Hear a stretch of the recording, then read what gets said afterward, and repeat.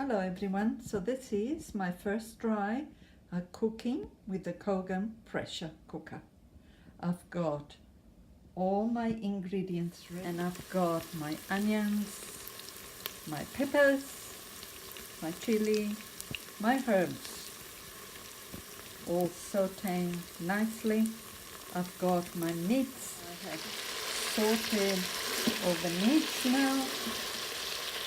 I've added some tomato paste, and the next thing will be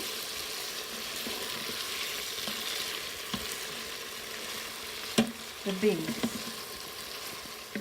Okay, so now I've added the beans, the water. It's time to close and set it for cooking. So this is the finished product. Looked very nice. I've just boiled some rice to eat with it, and this is the finished product. An excellent result.